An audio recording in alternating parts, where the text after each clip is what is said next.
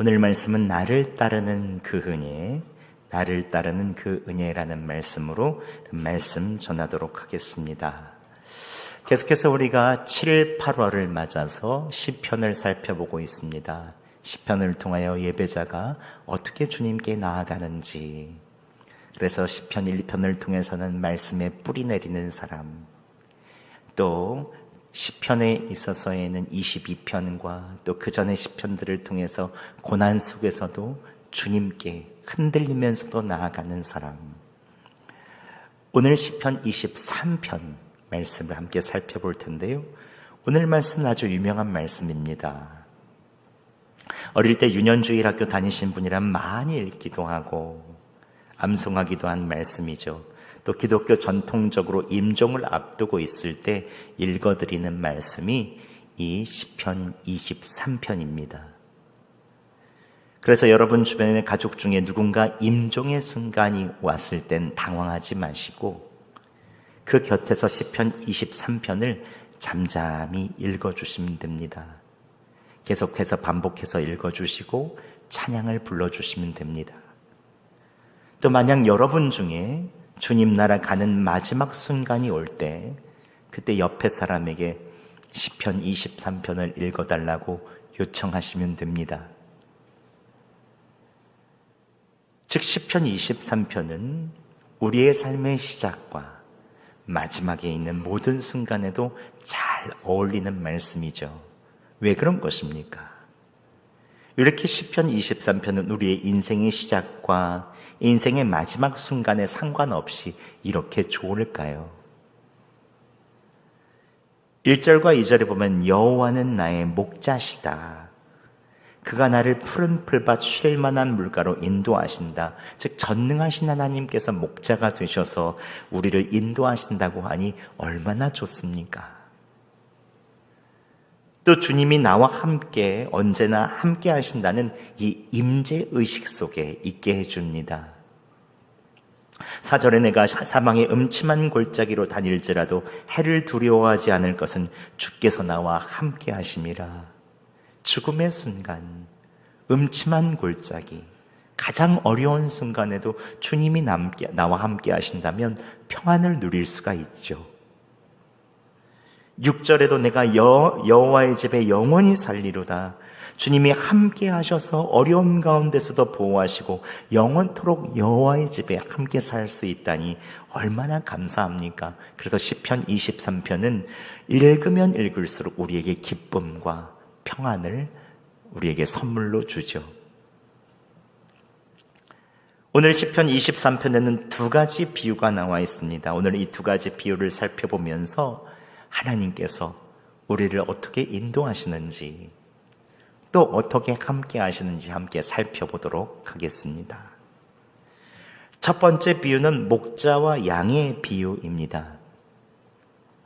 여호와 하나님은 나의 목자, 나는 양이라는 뜻이죠.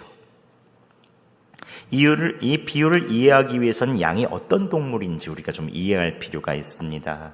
필립 켈러라는 아프리카의 동물학자가 직접 양을 키우면서 경험했던 것을 쓴 책이 있는데요. 그 책은 바로 양과 목자입니다. 이 책을 꼭 한번 읽어보세요.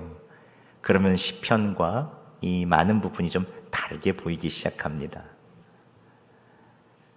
이 필립 켈러는 양은 온순하지만 겁이 아주 많은 동물이라고 말합니다.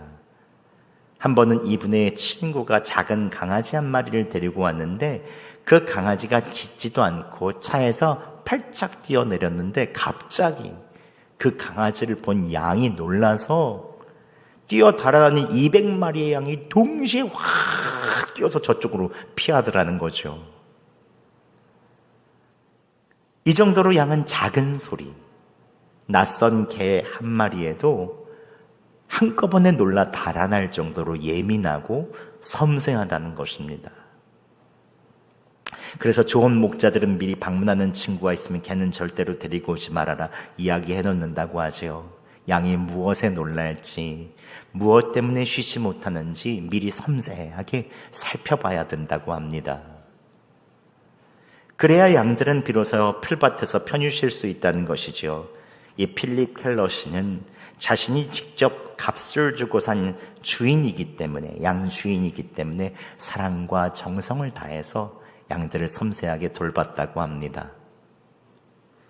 그런데 바로 이웃 목장에서 삭슬 받고 월급을 받고 고용된 목자가 있었는데 양들이 무엇을 하든지 관심이 없었다고 합니다. 그냥 돈만 받으면 되는 거니까. 여름이건 겨울이건 제멋대로 돌아다니게 하고 방치하게 두어서 때로는 짐승과 도둑들에게 희생물이 될 때도 있었고, 항상 좋은 물을 먹어야 되는데 불결한 흙탕물을 먹어도 그냥 놔두니 갈수록 양들이 여이고 털 색깔도 안 좋고 쇠약하고 병든 양들이 많았다고 합니다. 즉 주인 목자와 사꾼 목자는 다른 것이죠. 그런데 오늘 23편 1절과 2절에 무엇이라고 말하고 있습니까? 함께 1절과 2절 말씀 저희가 함께 봉독하겠습니다. 시작. 여호와는 나의 목자시니 내게 부족함이 없으리로다. 그가 나를 푸른 풀밭에 누이시며 쉴 만한 물가로 인도하시는도다. 아멘. 다윗은 전능하신 하나님이 나의 목자라고 고백합니다. 그래서 나는 부족함이 없다라고 이야기하죠. 그런데 여러분 한번 생각해 보시죠. 여호와 하나님이 목자면 정말 부족함이 없습니까? 다윗의 일생을 살펴보면 부족한 것 투성이죠. 지난 수요기도 때도 말씀드린 적이 있었죠. 그는 다윗은 7 아들 중에 인정받지 못하는 막내, 히브리어로 하카탄이라고 불렀습니다. 하카탄은 가장 작은 놈, 볼품없는 놈이라는 뜻입니다. 즉 다윗은 형제 중에 가장 작고 볼품없는 아들이었습니다. 뭔가 부족한 아들이죠. 왕으로서 기름을 붓기 위해 아들을 모으라고 할 때 이 다윗만 빠져 있을 정도로 그는 부족한 아들이었습니다. 또한 그는 골리앗을 쓰러뜨리고 왕의 사위가 되었지만 영모를 꾀한 자라는 의심을 받고 하루아침에 도망자가 되죠. 군대 장관이라는 자리, 왕의 사위라는 자리에서 다 쫓겨나 이제 동굴을 전전하는 처지가 되었습니다. 돈이 없는 것은 물론이고 안정된 삶도 없었죠. 부족한 것 투성이었습니다. 언제 붙잡힐지 모르는 상황 속에서 잠 한숨 제대로 못 잤습니다. 먹는 것, 입는 것, 잠자리 다 부족했고 평생 다른 사람들의 비난과 모함 속에서 살아야 했죠. 다윗의 삶은 매일 부족한 것 투성이었습니다. 왕이 되고 나선 좀 괜찮았습니까? 어느 정도는 괜찮았죠. 그런데 가장 사랑한 아들 압살롬이 반역해서 왕궁에서 쫓겨나 버리고 맙니다. 그리고 신뢰하는 장군에게 배신을 당하기도 하고 평탄한 인생을 살지 못하죠. 일생 동안 부족한 것 투성이었습니다. 그럼에도 불구하고 이 다윗은 여호와 하나님이 나의 목자시니 내게 부족함이 없다고 고백합니다. 즉 여호와 하나님께서 그의 목자 되어 주시니 그에 있어서의 모든 것이 만족하다고 말하는 것입니다. 왜 그런 것입니까? 다윗에게 돈이나 환경 주변 사람들의 칭찬이 충분하지 않았습니다. 그러나 목자이신 여호와 하나님으로 충분했기 때문에 그렇습니다. 여러분, 사람은 평생 무엇인가를 따라서 살지요. 성경은 이같이 사람이 따라가고 추구하는 것을 다른 말로 해서 목자라고 말합니다. 우리는 무엇인가 누군가를 다 목자로 삼고 따라가죠. 어떤 사람은 돌을 따라갑니다. 돈이 되면 움직입니다. 돈이 안 되면 가만히 있습니다. 돈이 되면 합니다. 돈이 안 되면 안 합니다. 돈이 기준이 되죠. 어떤 사람은 안정된 삶을 따라갑니다. 안정된 직장, 안정된 가정, 안정된 교회를 추구합니다. 그것을 따라가려고 하죠. 어떤 사람은 다른 사람의 칭찬과 인정을 따라갑니다. 나를 칭찬해주는 친구들, 나를 지지해주는 직장 동료들, 나를 사랑해주는 부모님, 지지해주는 배우자, 이것을 굉장히 중요시 여깁니다. 물론 이것을 따라가는 것은 나쁜 것이 아닙니다. 돈이나 안정된 삶, 다른 사람들의 칭찬과 지지는 우리에게 큰 힘이 되죠. 윤택한 삶을 사는데 도움이 됩니다. 하지만 문제는 무엇입니까? 하나님이 아닌 목자는 우리를 결코 쉬게 하지 못합니다. 돈이 목자가 되면 맨 처음 이 정도만 있으면 되겠다고 하다가도 조금 돈이 빠지면 실망하고, 돈이 있으면 더 좋아하고, 항상 긴장하고 돈을 바라봅니다. 그러니까 쉴 수가 없는 거죠.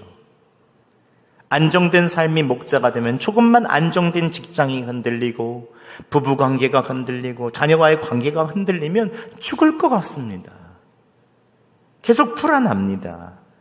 칭찬과 인정이 목자가 되면 조금만 나와 내 가족, 나의 영역 내의 무언가를 나를 인정해 주지 않고 깎아내리면 외로워합니다. 미움과 복수심, 어떤 분을 내기도 합니다.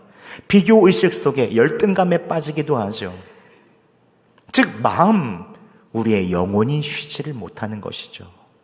겉으로는 평안해 보여도 속으로는 항상 염려와 걱정과 분노와 근심, 열등감 속에 살아갈 때가 있죠. 마음을 쉬지 못하는 것입니다.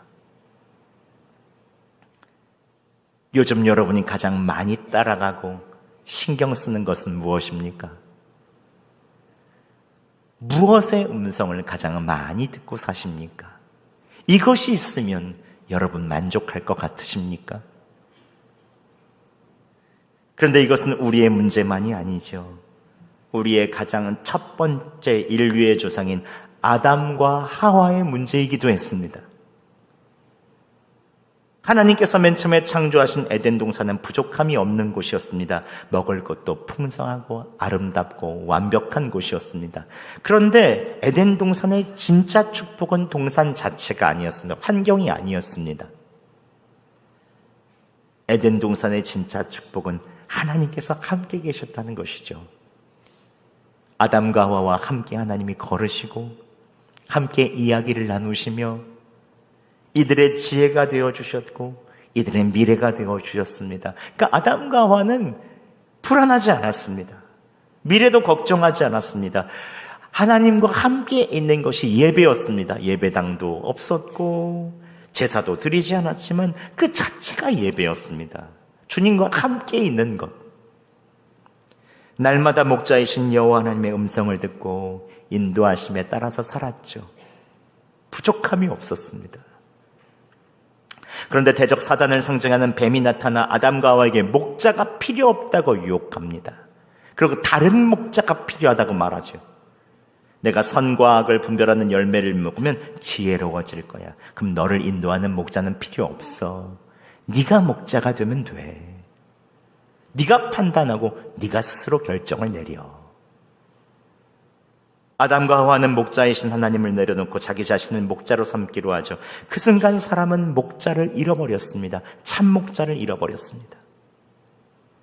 사단은 오늘도 우리에게 똑같이 속삭입니다. 하나님보다 다른 목자가 필요해. 돈이 필요해. 여기 합격하면 돼. 성공이 필요해. 사람들의 인정이 필요해. 너를 지지해주고 칭찬해주는 사람이 있어야 돼. 여러분, 돈이 나쁜 것이 아닙니다. 성공이 나쁜 것이 아니에요. 인정도 나쁜 것이 아니에요. 하나님께서 주신 다 좋은 선물입니다. 그런데 그 선물이 하나님을 대신하여 우리의 목자가 될 때 우리 마음은 쉴 수가 없는 것이죠. 끊임없이 불안합니다. 왜냐하면 목자가 바뀌었기 때문에 그렇죠. 영원한 목자가 있어야 우리의 마음이 평안한데 모든 것은 다 바뀌거든요. 여러분, 양들을 사회를 보면 그 안에 서열이 있어서 늙은 암양이 우두머리가 된다고 합니다. 늙은 암양은 다른 암양이나 어린 양들이 좋은 목초지를 차지하고 있으면 바로 달려가서 머리를 들이대고 눈을 부라리면서 한두 차례 세찬 박치기를 합니다. 그러면 다른 암양이나 어린 양들이 쫓겨나고 쉴 수가 없는 것이죠. 그래서 늙은 암양이 딱 차지하고 있는 거죠. 저도 남해에 있는 양떼 목장에 갔을 때 갑자기 어디에서 빡 하는 소리가 나는 거예요. 두개골이 부딪히는 소리가 나는 거예요. 이게 무슨 소리인가 봤더니 책에서 본 대로 늙은 암양이 다른 암양에다가 머리로 팍팍 박치기를 하고 있었습니다. 얼마나 세게 봤는지 보는 사람이 야 정말 아프겠다 이렇게 보고 있었어요. 근데 덩치가 적은 양은 쫓겨나듯 다른 곳으로 슬슬 움직이더라고요. 이럴 때 양떼 내부에서 계속 싸움과 질투가 있고 암양이 툭툭 치고 가면 양들은 짜증과 불만이 쌓여서 체중이 줄고 신경 과민 상태가 되어서 다 쉴 수가 없다고 합니다. 그런데 이런 싸움을 중지하는 가장 좋은 방법이 있는데 뭔 줄 아세요? 제가 여러분께만 가르쳐 드릴게요. 동물학자며 목자인 필립 켈러는 이렇게 말합니다. 목자가 이게 싸우는 양들 앞에 나타나면 경쟁의식을 잊어버리고 싸움을 그친다는 거예요. 목자가 함께 있을 땐 양들의 행동이 180도 달라진다는 것입니다. 제가 그 이야기를 읽는데 크게 깨닫게 되더라고요. 그리스도인들이 평화롭게 쉬기 위해서는 예수님이 함께 계시다는 것을 항상 의식해야 되는구나. 우리의 일터, 가정, 삶의 자리에 서로 경쟁하게 하고 아프게 하고 공격하는 일이 중지되려면 목자이신 주님이 나와 함께 계시는 걸 의식할 때 우리가 그것들을 내려놓고 비로소 평화롭게 쉴 수가 있는 거죠. 저는 교회나 목사님들, 장로님들이 모이신 믿음 좋으신 분들이 모이는 노회에 갈 때마다 마음이 어려울 때가 있어요. 막 다투실 때가 많아요. 아무것도 않은 일에 법이요 하면서 막 소리를 지르면서 싸우시는 분들이 계세요. 근데 그때마다 느끼는 것은 성도들이 그 앞에 있으면 어떻게 할까? 내 자녀들이 보고 있다고 해도 그렇게 할까? 하물며 지금 예수님이 함께 계시다는 것만 알고 있으면 정말 많이 달라질 텐데 이런 생각이 드는 거예요. 그런데 성찬식하고 일부 예배 드릴 때 너무 거룩해요. 찬양 부르는데 갑자기 이부에 회의만 했다 하면 그냥 와 의장 뭐 그러는데 주님은 분명히 나와 함께 계시는데 우리가 그것을 이론으로만 알고 있지 실제로 나와 함께 계시다는 것을 잊어버리고 살고 있는 것입니다. 그래서 우리는 목자이신 예수 그리스도를 항상 바라봐야 합니다. 그때부터 하나님께서는 우리가 경쟁과 싸움을 그치고 푸른 풀밭과 쉴만한 물가에서 쉬게 하여 주시죠.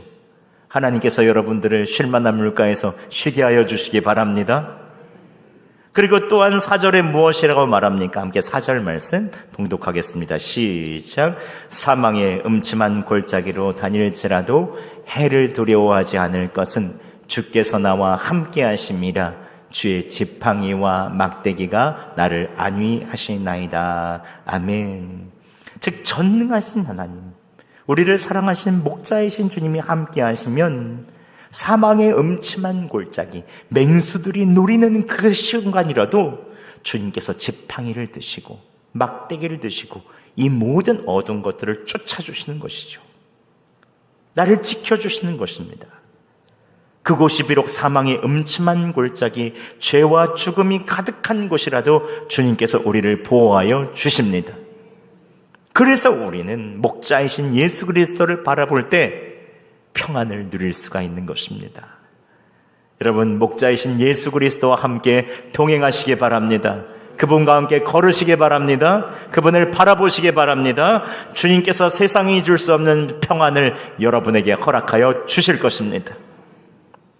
그리고 마지막으로 5절과 6절에 두 번째 비유가 나옵니다. 그것은 왕의 식탁 비유입니다. 이제 다윗은 여호와 하나님께서 나를 대적이 있는 앞에 초대하시고 그 식탁에서 가장 귀한 손님으로 이 식탁을 차려주시는, 대접해주시는 분으로 이야기합니다. 그런데 이 말씀을 읽다 보면 정말 재미있는 표현이 한 가지가 있는데요. 내 평생의 선하심과 인자하심이 주의 선하심과 인자하심이 반드시 나를 따른다는 것입니다. 제가 예전에 새끼 오리를 키워본 적이 있습니다. 초등학교 4학년 때 전주가 고향인 할머니 댁인 제 친구를 따라서 전주의 장터에 가서 오리를 사가지고 왔거든요. 근데 오리를 집에서 키우는데 제가 엄마 오리인 줄 알고 제가 가기만 하면 뒤에서 꽥꽥꽥꽥꽥꽥 하고 저를 따라오는 거예요. 얼마나 귀여운지.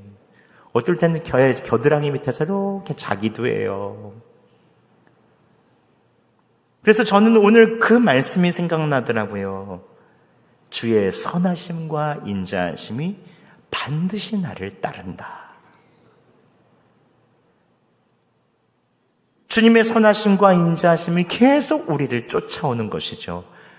우리가 힘들고 어려울 때, 좋을 때, 기쁠 때 상관없이, 우리의 상황과 상관없이 주님의 선하심과 인자하심이 우리를 계속해서 따라온다는 것입니다. 그런데 히브리어 원문을 보면 다윗이 사용한 히브리어는 훨씬 더 강한 단어입니다. 따르다라고 번역된 히브리어는 라다프라고 하는데 이것은 쫓아가다, 추격하다, 끝까지 따라잡다라는 말입니다. 성경에서 이 단어가 쓰일 때는 대부분 군대가 적군을 끝까지 추격하여 승리할 때 사용됩니다. 이 사울 왕이 다윗을 끝까지 추격할 때도 이 단어를 썼습니다. 원수가 도망가는 사람을 끝까지 쫓아갈 때 쓰는 단어죠. 그런데 여기서 하나님께서 다윗을 통해 이 단어를 쓰게 하시는 것입니다. 다윗은 고백합니다. 이제까지 나를 추격하는 것이 사울 왕이 아니었다는 것입니다. 나를 끝까지 쫓아오는 것은 원수가 아니라 하나님의 선하심과 인자하심이 나를 계속해서 따라오고 계셨다는 거죠. 그래서 어떠한 원수가 따라오더라도 나를 보호하셨다는 것입니다. 여러분, 얼마 전에 어예기에 전국방이 있거든요. 전국방에 이런 간증이 올라왔습니다. 우리 교회 방에 있는 사연을 올리면 여러분 쑥스러워하실 것 같아서 전국방에 이러한 글이 올라왔습니다. 미워하는 사람이 있습니다. 성령의 열매는 사랑이라는 말씀, 원수를 사랑하라는 성경 말씀이 생각나서 보복하라는 마음을 내려놓았습니다. 그런데 주님께 항변했습니다. 예수님, 이렇게까지 해야 하나요? 이건 자신이 없어지는 삶이잖아요. 그러나 이런 마음이 올라오자마자 예수님께 고백하며 사랑하기로 마음먹습니다. 어렵지만 사랑과 용서의 본을 보였던 누구누구 언니, 누구누구 권사님처럼 살기 원합니다. 일할 때마다 그 사람에 대한 미운 생각이 들고 보복하고 싶은 생각이 들 때마다 주님께 올려드렸습니다. 나쁜 생각들을 대적했습니다. 내가 받은 피해 또한 주님께 기도로 맡겼습니다. 정말 감사했습니다. 원수를 사랑할 수 있는 자리까지 나아가기 원합니다. 여러분, 이분이 한 것은 무엇입니까? 어떻게 하면 예수님 기쁘시게 해드릴까 하면서 원수를 추격하는 마음을 내려놓은 것입니다. 나를 추격해 오시는 하나님과 선하심의 인자하심이 있기 때문에, 그 사랑이 있기 때문에 내 안에 있는 미움과 보복하고 싶은 생각을 주님께 내어드린 것이죠. 복음이란 그런 것입니다. 나의 상황과 상관없이 주님의 선하심과 인자하심이 나를 계속해서 따라오고 우리의 어두운 마음을 주님께 내어드리고 주님의 선하심과 인자하심을 내 것으로 삼으면 되는 것입니다. 우리를 괴롭히는 원수들은 우리에게 계속 너에게 안 좋은 것이 따라온다라고 말합니다. 너를 끊임없이 괴롭히며 따라다니는 질병이 너를 따라올 거야. 아프게 했던 사람들의 기억과 상처와 원망이 따라갈 거야. 누군가를 아프게 했던 죄책과 후회, 이런 것이 너희를 따라갈 거야 라고 항상 우리의 원수인 사단은 그렇게 말합니다. 그러나 하나님께서 오늘 다윗을 통해서 우리에게 이렇게 말씀해 주십니다. 아니야. 너는 사랑하는 내 자녀야. 나의 선함과 인자함이 너를 끝까지 추격해서 따라갈 거야. 너에 있는 마음의 아픔, 어려움, 힘듦들을 나에게 줄 때까지 내가 너를 끝까지 쫓아갈게. 하나님의 자녀된 자, 내가 사랑하는 사람은 선함과 인자함이 어울려 내가 너를 끝까지 추격해 따라갈 거야 라고 말씀해 주시는 것입니다. 여기서 히브리어로 선함과 인자함은 토부하고 헤세드입니다. 토부는 선함, 하나님의 아름다운 분, 좋다, 좋은 것을 주시는 분이라는 것입니다. 인자하심은 헤세드인데 헤세드는 끝까지 포기하지 않는 사랑, 변치 않는 사랑을 말합니다. 즉 나는 변할지라도 주님은 변치 않는 사랑으로 나에게 오신다는 것이죠. 하나님께서 지금 내가 질병이 너를 따라다닌다고 해도 걱정하지 마. 그것을 통해 좋은 것을 줄게. 선하게 인도할게. 나는 너를 끝까지 사랑해 줄게 라고 말씀하시는 것이죠.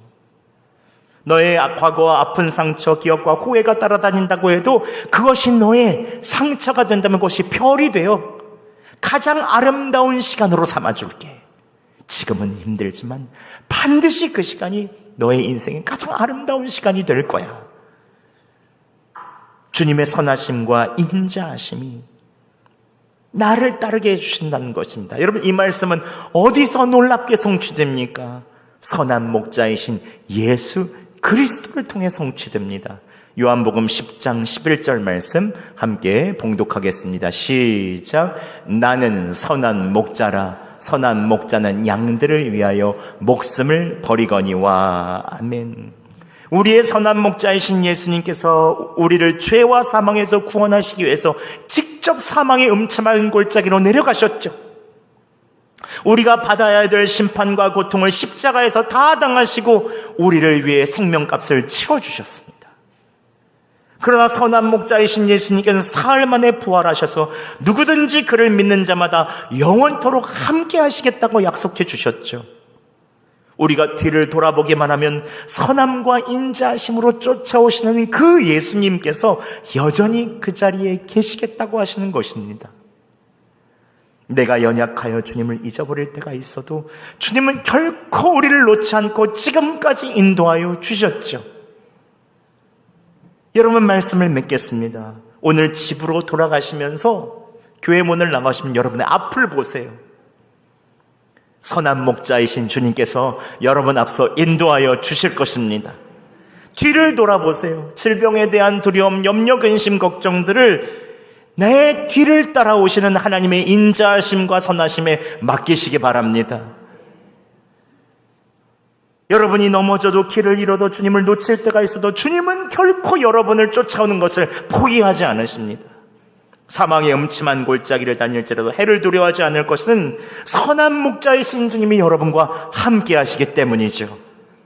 오늘도 주님과 함께 걷고 주님과 함께 동행하며 주님, 오늘 어떻게 하면 예수님을 기쁘시게 해드릴까요? 따라해 보겠습니다. 해. 이제 한 달 남았습니다. 한 달. 이 한 가지 질문만을 붙잡고 살아간다면 우리의 삶에 얼마나 많은 것이 바뀔까요? 여러분, 이번 한 주간 여러분을 추격해 오시는 그 주님의 선함과 인자하심, 우리를 인도하시는 선한 목자이신 예수님 꼭 붙잡고 승리하며 평안을 누리며 쉬시는 여러분 되시기를 예수 그리스도의 이름으로 축원합니다.